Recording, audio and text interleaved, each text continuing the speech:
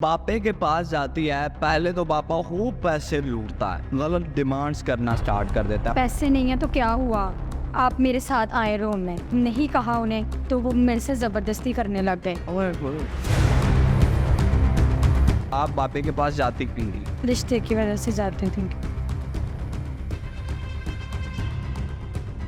सामने करने उसके साथ मैं ऐसा नहीं, एक बार फिर आपके सामने हाजिर हूं। नाज़रीन, मेरे साथ एक लड़की देख रहे होंगे, बापे के पास जाती है, पहले तो पापा खूब पैसे लूटता है और जब लूट कर थक जाता है, बच्ची के पास पैसे नहीं होते तो बच्ची से गलत डिमांड्स करना स्टार्ट कर देता है। बात करते हैं और जानते हैं क्या हकीकत है, बाबे ने क्या कहा और ये क्यों बाबे के पास जाती थी। वालेकुम क्या नाम है? अस्सलाम। क्या नाम है? सबा। अच्छा, मुझे ये बताएं कि आप आई कहाँ से हैं? मैं रनर टाउन से। अच्छा, मुझे ये बताएं सबसे पहले कि आप बापे के पास जाती क्यों नहीं? रिश्ते की वजह से जाते थे। क्यों? मेरा रिश्ता नहीं कहीं पे हो रहा था, तो जो मेरी फ्रेंड है उसने बताया था बाबे का एड्रेस, अच्छा, तो मैं उधर जाती। फिर गई बाबे के पास। अच्छा, आप मुझे ये बताएं कि बाबा रहता कहाँ था? नारंग बली साहब। नारंग पर रहता था। उम्र क्या होगी बाबे की? 50+ हो। 50+ होगी। अच्छा, फिर आप नारंग गई? तो मैं पहले तो अपनी फैमिली के साथ गई थी फैमिली को साथ? First day. अच्छा, तो उन्होंने कुछ तवीज़ वगैरह दिए, कुछ दम वगैरह किया। तो फर्स्ट डे ही हमने 20,000 दिया था उन्होंने। अच्छा, 20,000 रुपया सिर्फ तवीज़ लिखने का? वो लेते ही इतना था। अच्छा, फिर? जी, तो फिर जब आराम आराम से दिन गुजरते गए, मुझे एड्रेस वगैरह खुद ही पता चल गया।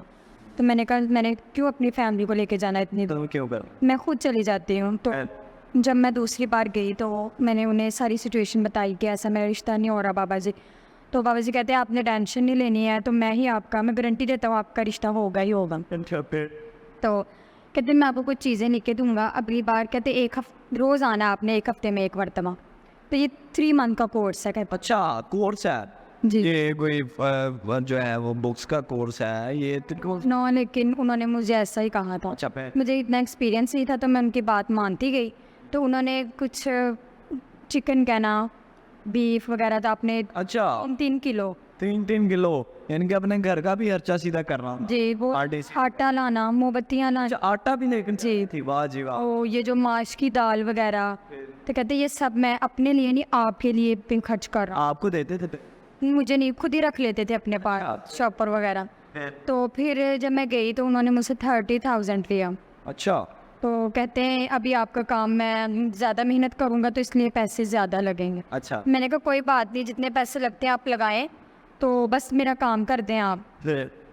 तो इस तरह मैं हर 1 मंथ गुजर गया, मैं जाती रही उस बाबे के पास। फिर? तो अचानक ये हुआ कि एक दिन मेरे पास पैसे नहीं थे।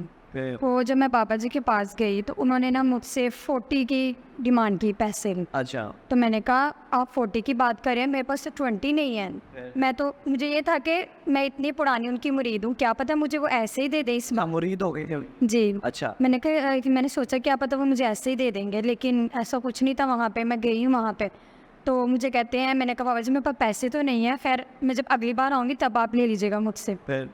तो कहते हैं कि पैसे नहीं है तो क्या हुआ, आप मेरे साथ आए रूम में।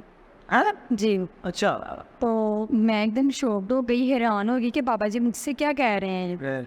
तो मैंने कहा बाबा जी मैं समझी नहीं आपकी बात को। फिर? कहते हैं बेटा आपके पास पैसे नहीं है ना? मैंने कहा नहीं। तो कहते हैं आप मतलब खुद को मेरे हवाले करें, मैं पैसे नहीं लूँगा। फिर? मैंने कहा कि ऐसे इंसान पे शो। जो दूसरों पे का सोच रहा है वो अपना ही सोच रहा है। फिर? तो फिर मैंने बाबा जी को काफ़ी बातें सुनाई। मैंने कहा देखें मैं ऐसी लड़की नहीं हूँ, मैं आपको पैसे बाद में दे दूँगी। तो उन्होंने फिर मतलब काम किया? नहीं। तो उधर और जो लड़कियां थी आपने उनसे नहीं पूछा कि बाबा मैंने पूछा था उनसे, एक लड़की से, कहती हैं उन्होंने मेरे साथ भी एक दिन ऐसा ही किया था और जब मैंने ना मतलब नहीं कहा उन्हें तो वो मेरे से ज़बरदस्ती करने लग गए। क्या? तो मैं बहुत मुश्किल यहाँ तक के बाबा जी मतलब सब चले गए थे, मैं अकेली बच गई थी वहाँ पे। उन्होंने मुझे जान के लेट कहा कि इन सबको जाने दो, मैं आपका अच्छे वाला काम कर दूँगा।